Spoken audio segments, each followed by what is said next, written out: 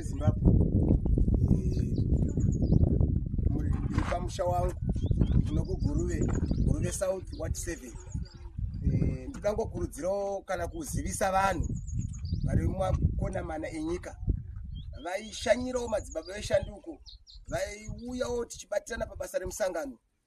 Kana maakudhairekta vanhu, chiregai kudhairekta muti pakapendwa neyelo, iko zvinezvi papendwa neblue sekuona kwamuri kuita kudai.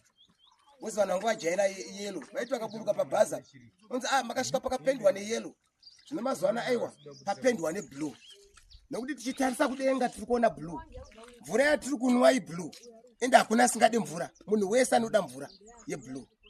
Denga ndere blue. Saka ndiri kungokurudzira vana vese veZimbabwe kuti aiwa blue movement iri kufamba, hatisi kumira, tina baba vedu vachamisa kusvika tasvika Kenani.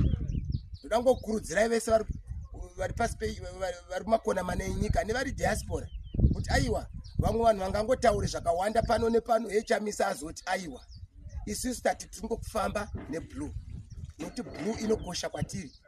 Tikatarisa denga iblue, mvura yatiri kunwa iblue, ende hakuna munhu asingade mvura yeblue. Ende ukatarisa panhau yedu kumasoro kwatinofamba, nguo dzatinopfeka dzeblue ndo dzinotonga vatongi. Saka zvese izvo tiri kuzvibatadza pachinhu chimwe kuti tifambe naPresident Advocate Nelson Chamisa kusvika nyika yanaka yabuda mumadhaga mairi tapinda Kenani. So vana veZimbabwe kwamuri kumatima nenyika, musha waMadzibaba wawe blue. Vari kudhairekta vanhu, vadhairekta vachiti aiwa apo pakapendwa neblue apo ndopamusha paMadzibaba, nokuti vamwe vangu vajaira yelo. Saka aiwa taakufamba neblue. Ndatenda vana veZimbabwe.